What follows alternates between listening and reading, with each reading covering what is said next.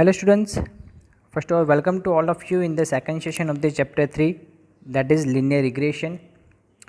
Students, in last session we understand some theoretical concept about these chapters as well as some important formulas which we will going to use in the sums. And before going for sums in today's session, we just have to recall all the formulas.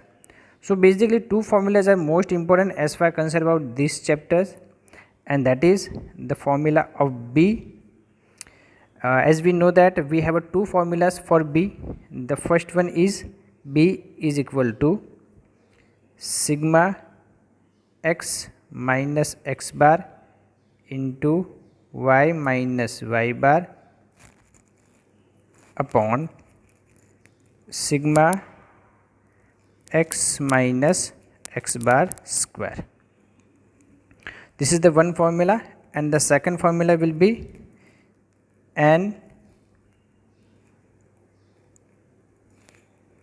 sigma xy minus sigma x into sigma y upon n sigma x square minus sigma x whole square. So these are the two formula for B. First formula, that is sigma x minus x bar into into y minus y bar upon sigma x minus x bar whole square, and the second formula will be n sigma xy minus sigma x into sigma y upon n sigma x square minus sigma x whole square. सो जो first वाला formula है वो हम लोग तब use करेंगे जब हम लोगों को जो ऑब्जर्वेशंस है उसकी वैल्यू ज़्यादा देखने को मिले.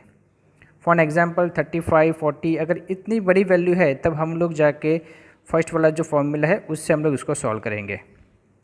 ठीक है. बट अगर बहुत छोटे वैल्यूज़ है जैसे कि 2, 7 मतलब कि मान लो कि 30 से कम अगर आपको वैल्यू दिखे तो फिर हम लोग सेकंड वाला जो फॉर्मूला है एन सिग्मा एक्स वाई के, जहाँ पे आप एक्स और वाई की वैल्यू को डायरेक्टली यूज़ कर सकते हो क्योंकि वो वैल्यू बहुत छोटी है. तो हम लोग उस केस के अंदर हम लोग सेकंड वाला फॉर्मूला यूज़ कर सकते हैं. ठीक है. सो एक सिंपल सा रूल्स बनाए थे, ये कोई थंब रूल नहीं है. ठीक है. वो बस हमारे कैलकुलेशन को समझने में एकदम ईजी हो जाए, कौन सा फॉर्मूला यूज़ करना है वो समझ में आ जाए, कॉलम कितने बनाने पड़ेंगे वो एकदम इजीली क्लियर आइडिया आ जाए. उसके लिए बस एक सिंपल सा है कि अगर आपका ऑब्जर्वेशन मतलब कि x या y की वैल्यू मोर देन 30 हो तब हम लोग फर्स्ट वाला फॉर्मूला यूज़ करेंगे. एंड x की वैल्यू या y की वैल्यू लेस देन 30 हो तो हम लोग ये सेकंड वाला फॉर्मूला यूज़ करेंगे. ठीक है. फिर से बता दो, ये कोई थंब रूल नहीं है. This is just for the simplification of understanding the equation and understand the which formula will have to use. तो जैसे फॉर्मूला आप लोग को सिलेक्ट करोगे वैसे ही उसके कॉलम भी सिलेक्ट हो जाएंगे ऑटोमेटिकली कि कौन से कॉलम बनेंगे. ठीक है. ओके. अभी ये दो फॉर्मूला हो गए किसके, बी के. अभी जाएंगे ए के लिए, एक फॉर्मूला के लिए. तो ए का सिंपल सा फॉर्मूला है, that is Y bar minus B x bar. ठीक है. Y bar minus B x bar. तो एक तो चीज़ समझ में आ गई कि आपको बी की वैल्यू जब तक फाइंड नहीं करोगे तब तक आपको ए की वैल्यू मिलेगी नहीं. और साथ में हमको हर एक क्वेश्चन के अंदर क्या फाइंड करना पड़ेगा, वाई बार एंड एक्स बार की वैल्यू हमको फाइंड करनी ही पड़ेगी. ठीक है. ओके. मूव करते हैं अभी डायरेक्टली क्वेश्चन की तरफ. So the first question is the following observations are obtain life of cars and this average annual maintenance cost of a specific model of car of a particular company. So यहाँ पे हम लोग को average life यहाँ पे दिया हुआ है कि कितना कार यूज़ हुआ है और उसके हिसाब से उसका मेंटेनेंस कितना आता है. ठीक है. ओके. सो इन्फॉर्मेशन यहाँ पे लाइफ्स ऑफ कार 2, 4, 6, 8 एंड उसके नीचे आपको उसका एवरेज एनुअल मेंटेनेंस दिया हुआ है, that is 10, 20, 25 and 30, that is in 1000 of course. Obtain the regression line of maintenance cost of the life of a cars. Also estimate the maintenance cost if the life of a car is 10 years. तो पहले तो इसमें दो question है कि आप एक बार regression line find करो. ठीक है.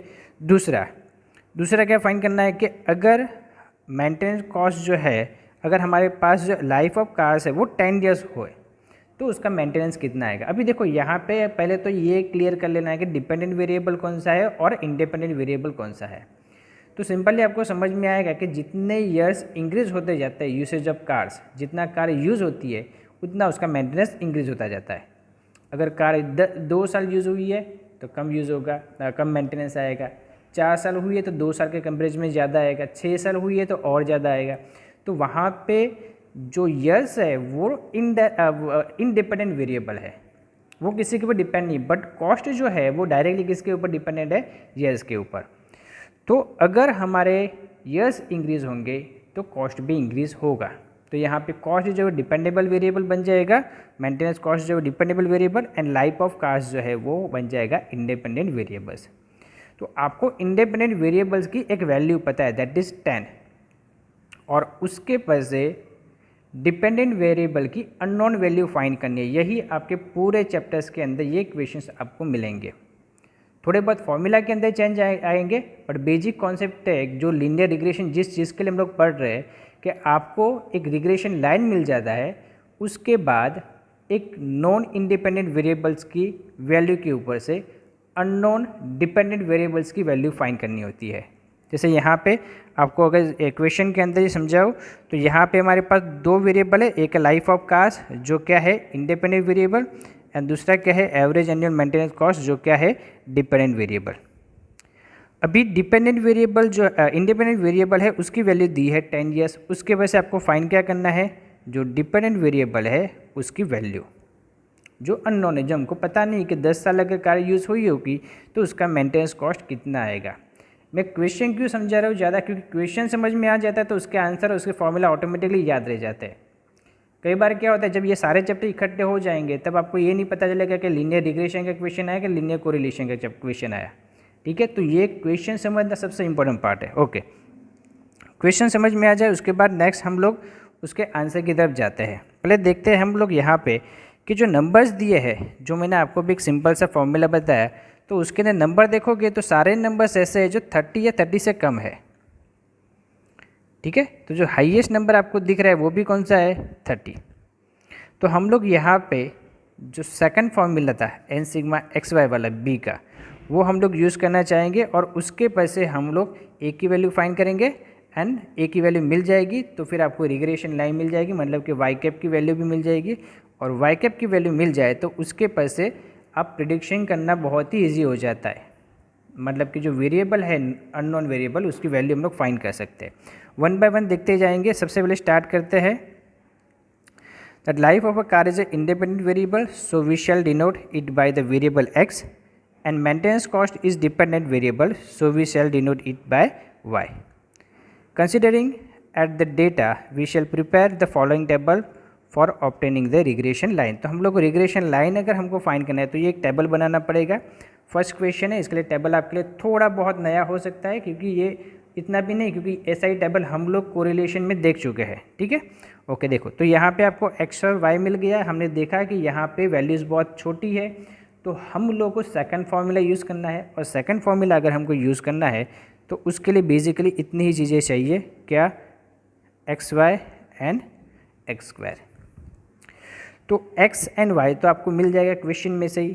ठीक है, किसको x लेना है किसको y लेना है, तो वो सिंपल है कि ये इंडिपेंडेंट वेरिएबल को x लेंगे और डिपेंडेंट जो वेरिएबल होगा उसको हम लोग y लेंगे। Clear, okay. फिर क्या करना है, सिंपली एक्स वाई मतलब कि x और y को मल्टीप्लाई करो। ठीक है, 2 × 10 कितना हो जाएगा, 20, और x का स्क्वायर कर लो तो यहाँ पे आपको फोर्थ कॉलम भी मिल जाएगी, दैट इज़ 4। वैसे ही 4 का स्क्वायर करेंगे तो कितना आएगा, 16, 6 का स्क्वायर करेंगे 36, 8 का स्क्वायर 64। इस हिसाब से पूरी 4 कॉलम हमारे पास फिल हो जाएगी। अच्छा, अभी आप हमारे पास एक्स वाई और एक्स स्क्वायर के सिग्मा मिल गए। सिग्मा मतलब के टोटल, सिग्मा मतलब टोटल, मतलब कि सिग्मा एक्स वाई की वैल्यू कितनी आई, 490, एंड सिग्मा एक्स स्क्वायर की वैल्यू कितनी आएगी, 120।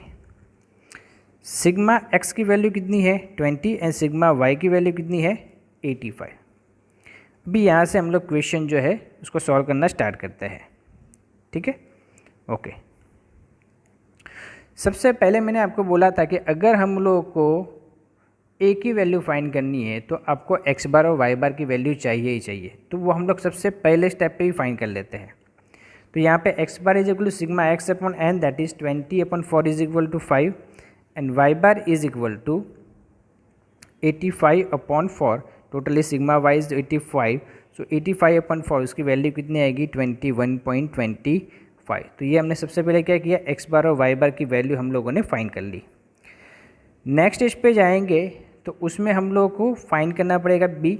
अभी वो सारी वैल्यू जो इंपॉर्टेंट वैल्यूज़ थी वो हमने यहाँ पे ले ली है, ठीक है। जो हमारे टेबल बनाया था उसके जो इंपॉर्टेंस वैल्यूज़ थी, मतलब कि sigma x y and sigma x square, ताकि आप लोग को फिर से पीछे जाने की मुझे ज़रूरत नहीं पड़े और आपको इजीली यहाँ पे समझ में आ जाए एक ही स्क्रीन के ऊपर। ओके, सो एक्स बार की वैल्यू 5, एक्स वाई बार की वैल्यू 21.25 जैसे हमने अभी पीछे देखा, ठीक है।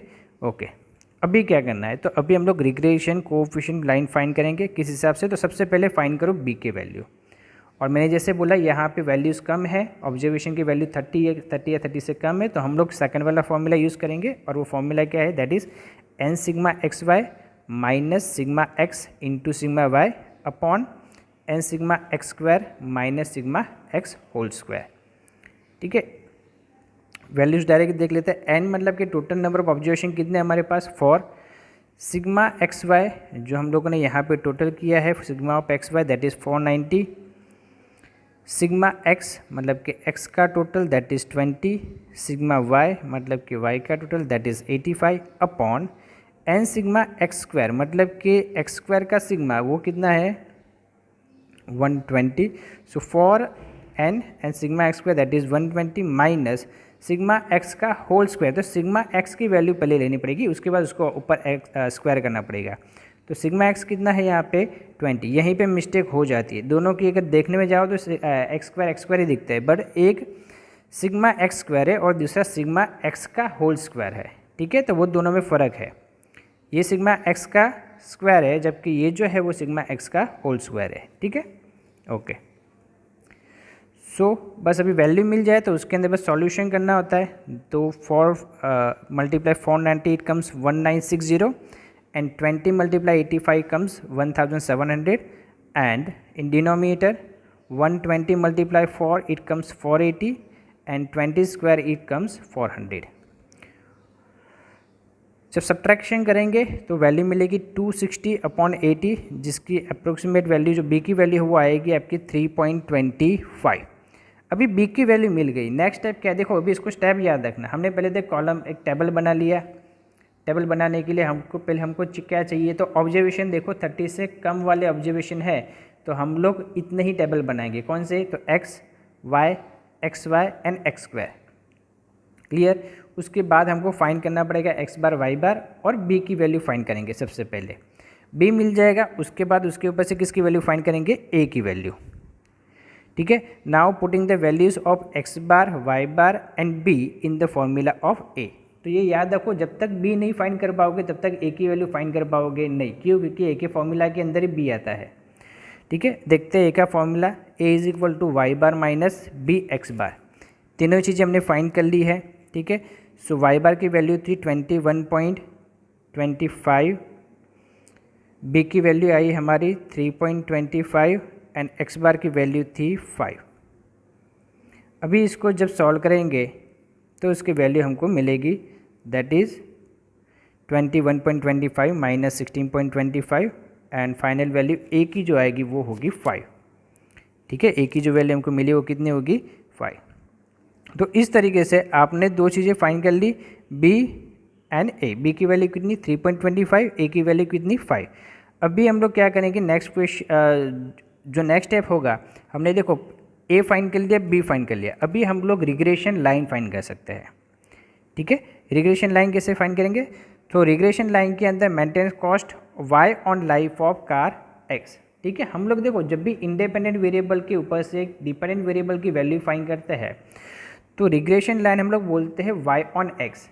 क्या बोलते हैं, वाई ऑन एक्स, क्योंकि वाई जो है वो डिपेंडेंट है एक्स के ऊपर, तो वहाँ पे हम लोग बोलते हैं ऐसे the regression line of maintenance cost on life of car. और एकदम शॉर्ट में बोलना है तो हम लोग बोलते थे regression line of y on x, ठीक है।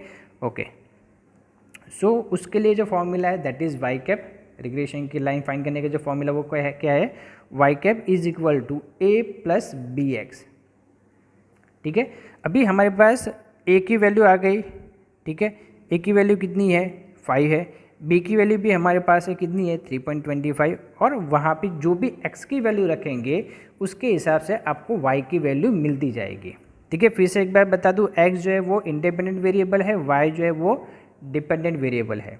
तो एक्स की जो भी वैल्यू आएगी उसके हिसाब से आपको यहाँ पे बी की वाई की वैल्यू मिलती जाएगी। अभी हमारे क्वेश्चन में एक एक्स की वैल्यू दी है जिसके लिए हमको वाई की वैल्यू फाइंड करनी है। ये हमारा क्वेश्चन का जो फर्स्ट पार्ट था वो हमारा यहाँ पे क्लियर हो गया। कौन सा? Find the regression line. तो ये हो गई हमारी रिग्रेशन लाइन। क्या? Y cap is equal to 5 plus 3.25 x. ये क्या मिला हमको? Regression line of maintenance cost on the life of cars. ठीक है, सो ये हमको रिग्रेशन लाइन मिल गया। अभी रिग्रेशन लाइन का एक्चुअली यूज़ क्या होता है? रिग्रेशन लाइन फाइंड करे कुछ मतलब नहीं जब तक उसका यूज़ नहीं कर पाओ। अभी उसका यूज़ कैसे करना है? तो हमारा क्वेश्चन दूसरा था। दूसरा क्वेश्चन क्या था कि अगर आपको एस्टिमेट करना है कि अगर हमारी कार जो है उसका लाइफ जो 10 ईयर्स हो तो उसका एवरेज एनुअल मेंटेनेंस कॉस्ट कितना आएगा। ठीक है, मतलब कि आपको एक्स यहाँ पे पता है 10, उसके ऊपर से आपको किसकी वैल्यू फाइंड करनी है? वाई की, मतलब कि एवरेज एनुअल मेंटेनेंस कॉस्ट की। देखते, so putting x is equal to 10 क्योंकि हमको वो वैल्यू दी हुई है, y cap is equal to 5 क्योंकि फॉर्मूला हमारा यही है ना, ये फॉर्मूला ही रखना है हमको। हमने सिर्फ क्या किया, एक्स की जगह पे कितना रखेंगे अभी हम लोग 10 क्योंकि एक्स की वैल्यू वहाँ पे हमको पता है। So X is equal to 10, Y cap is equal to 5 plus 3.25 into 10। अभी जब हम लोग इसको सॉल्व करेंगे तो 5 प्लस 3.25 इंटू 10 इट कम्स 32.5, तो उसकी वैल्यू कितनी आएगी? 37.5। ये हो गया हमारा जो सेकंड क्वेश्चन था उसका आंसर। मतलब कि अगर कार की लाइफ जो है वो 10 ईयर्स होगी तो उसका एनुअल मेंटेनेंस कॉस्ट जो है वो होगा 37,500 क्योंकि ये 1000 में दिया हुआ है।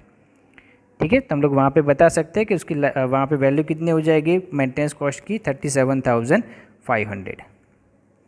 ओके, फाइनली कंक्लूजन लिख सकते हैं यहाँ पे, life of a car is 10 years then this estimated maintenance cost is rupees 37,500। Since B is equal to 3.25, we can say that every year 1 unit change in X, the maintenance cost of the car increase by approximate 3.25,000।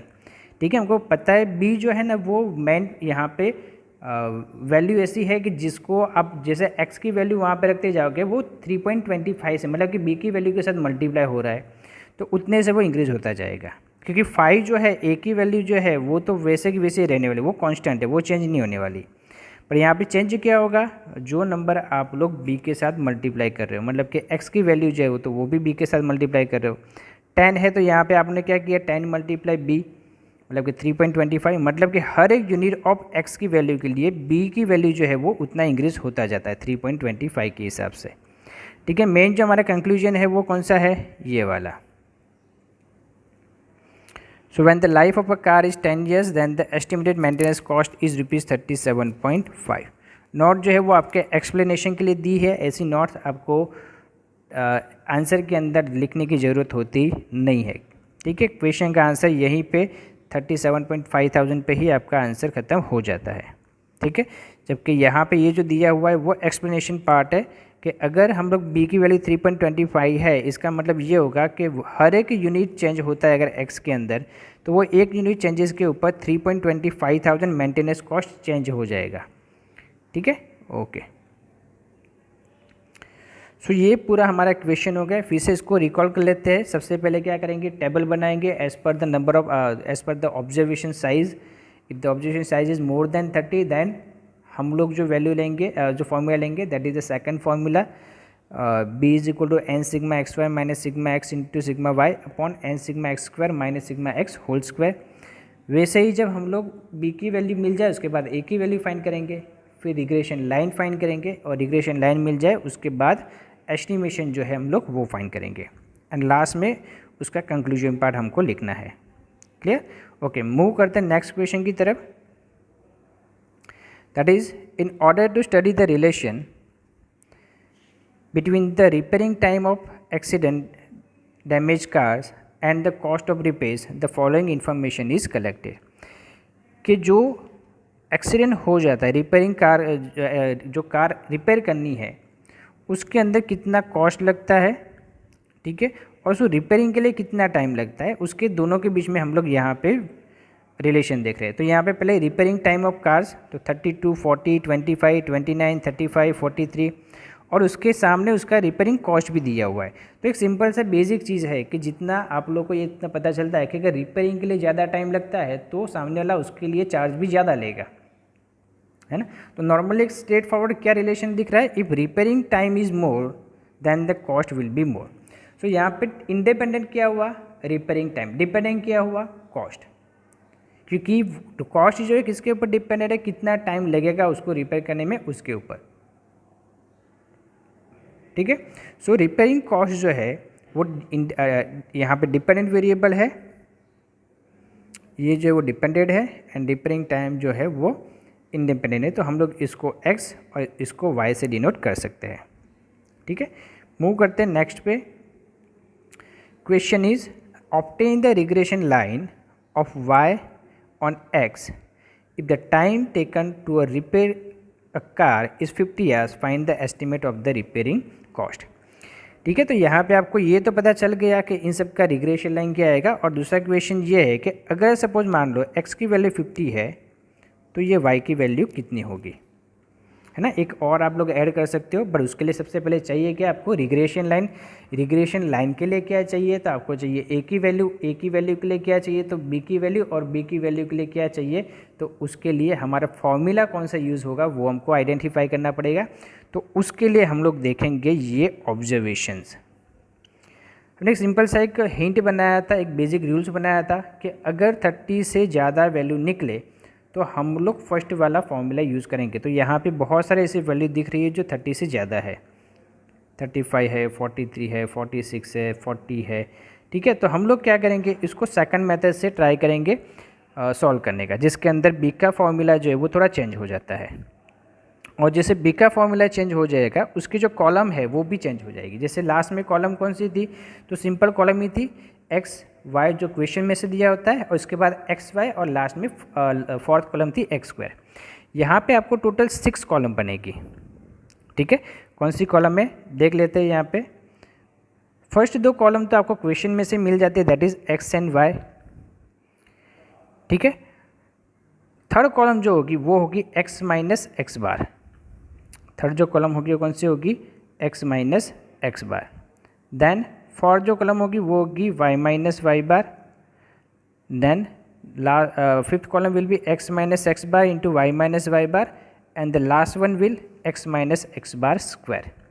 अभी जहाँ पे x बार use करना है इसका मतलब कि हम लोगों को वहाँ पे एक्स बार और वाई बार की वैल्यू फाइंड करनी पड़ेगी। अभी एक्स बार और वाई बार हमारे लिए नई चीज़ नहीं है कि सिग्मा एक्स करो, सिग्मा एक्स मतलब कि एक्स का टोटल, और सिग्मा वाई करो मतलब कि वाई का टोटल, और उसको डिवाइड बाय एन कर दो। जो एन यहाँ पे हमको कितने दिए हुए 6 है, ठीक है, 1 2 3 4 5 6।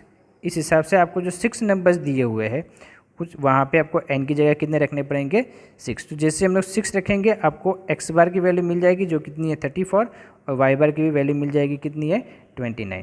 तो हम लोग यहाँ पे बोल सकते हैं कि हर एक एक्स में से एक्स बार की वैल्यू जो कितनी है 34 वो माइनस करना पड़ेगा। तो फर्स्ट में देखो कितनी वैल्यू है एक्स की 32, एक्स माइनस एक्स बार मतलब कि कितना माइनस करना पड़ेगा मुझे 34। सो एक्स 32 में से 34 में माइनस करूँगा तो उसकी वैल्यू कितनी मिलेगी मुझे -2। क्लियर। वैसे ही सेकंड जो है कि 40 यहाँ पे आपको x दिया हुआ है जबकि आपका x बार कितना है 34। सो 40 माइनस 34 करूँगा तो आंसर कितना आएगा 6। नेक्स्ट में 25 है, सो 25 माइनस 34 करूँगा तो आंसर बट वैसे नेगेटिव आएगा, दैट इज़ -9। तो वैसे ही हम लोग ये 6 के 6 आपको जो वैल्यू दी है उसके लिए x माइनस एक्स बार फाइंड करेंगे, और उसी तरीके से हम लोग y माइनस वाई बार भी फाइंड कर लेंगे। ठीक है, ये मिल जाएगा आपको y माइनस वाई बार। ठीक है, ओके। अभी x माइनस एक्स बार और y माइनस वाई बार मिल जाए, फिर जो नेक्स्ट कॉलम है, फिफ्थ कॉलम, इसके अंदर क्या करना है, हमको इन दोनों का मल्टीप्लाई कर देना है। तो आपको वैल्यू मिल जाएगी -2 into -4 is equal to 8, 6 into 6 is equal to 36, 9 into 11 is equal 99, -5 into -7 is equal 35, 1 multiply -1 is equal to -1, so 9 into 7 is 153। तो इस हिसाब से आपको ये पूरी कॉलम मिल जाएगी। सिंपली क्या करना है, कॉलम 3 मल्टीप्लाई कॉलम 4, तो आपको मिल जाएगा कॉलम 5। Clear, okay. नेक्स्ट जो है वो last column, that is x minus x bar square. तो आपने जो भी x माइनस एक्स बार यहाँ पे फाइंड किया है उसका स्क्वायर करते जाना है। -2 का स्क्वायर कितना होता है 4, 6 का स्क्वायर कितना होता है 36, 9 का स्क्वायर कितना होता है 81, -5 का स्क्वायर कितना होता है 25। इस हिसाब से पूरी कॉलम बन जाएगी। अभी लास्ट में जो इंपॉर्टेंट पॉइंट होता है वो तो सबके सिग्मा फाइंड कर लो। इसका तो किया ही होगा जब आपने x बार और y बार फाइंड किया होगा, है ना। फिर यहाँ पे x माइनस एक्स बार 0, सिग्मा y माइनस वाई बार 0, सिग्मा x माइनस एक्स बार y माइनस वाई बार कितना आएगा 330, and sigma x minus x bar square कितना आएगा 228। ठीक है, अभी ये वैल्यू मिल जाए उसके बाद हम लोग फॉर्मूला में जा सकते हैं। तो अभी डायरेक्टली जाते हैं कहाँ पे, फॉर्मूला के अंदर। So this is the formula that b is equal to sigma x minus x bar into Y minus Y bar upon sigma x minus x bar square. ठीक है, okay. So sigma x minus x bar Y minus Y bar की value कितनी आई थी 330।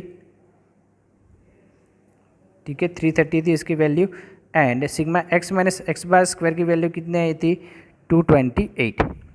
अभी इसको जब हम लोग डिवाइड करेंगे तो वैल्यू कितनी आएगी, दैट इज़ 1.4474, जिसको हम लोग अप्रोक्सीमेट अगर वैल्यू लेंगे तो आएगा 1.45।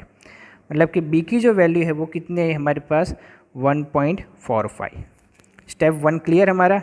ठीक है, अगर हम इसको स्टेप में लिखें तो हम लोग बोल सकते हैं कि स्टेप 1 हमारा कौन सा था, टेबल बनाना। स्टेप 2 कौन सा था, तो b की वैल्यू। स्टेप 3 कौन सा होगा, a की वैल्यू फाइंड करना। यस, तो जाएंगे अभी a की वैल्यू फाइंड करने के लिए। a की वैल्यू के लिए आपको चाहिए क्या, x बार वाई बार और b, जो तीनों हम लोगों ने फाइंड कर लिए हैं उसके अंदर बस वैल्यू रख देते हैं। a is equal to Y bar minus B x, जो बी एक्स बार जो है y bar is equal to 29, b is equal to 1.45 and x bar is equal to 34। इसको बस फॉर्मूला में रखो, सॉल्व करो और आपको a की वैल्यू मिल जाएगी। ठीक है, कितनी आएगी यहाँ पे, that is a is equal to -20.3। A की वैल्यू कितनी आएगी यहाँ पे -20.3। जो भी वैल्यू आएगी हम लोग को इसके हिसाब से ही आंसर आपको लिखना पड़ेगा, चाहे वो प्लस हो माइनस हो, दोनों पॉसिबल है।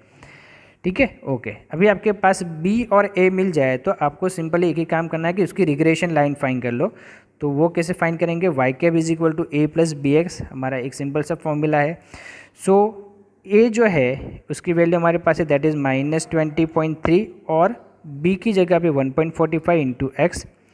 साथ में x की जगह पे हमको कौन सी वैल्यू रखनी है, क्योंकि आपको क्वेश्चन में पूछा गया है कि जब x की वैल्यू 50 हो तो उसके कॉरेस्पॉन्डिंग में y की वैल्यू क्या होगी, है ना। सो हमने क्या करना है, सिर्फ सिंपली ये जो वैल्यू आपने फाइंड किया है y कैप का, ये जो रिग्रेशन लाइन फाइंड की है, ये रिग्रेशन लाइन आपकी आ गई। रिग्रेशन लाइन के अंदर x की वैल्यू रख दो, ठीक है, तो आपको उसकी वैल्यू मिल जाएगी। सो रिग्रेशन लाइन के अंदर क्या किया हमने, x की जगह पे रख दिया यहाँ पे 50।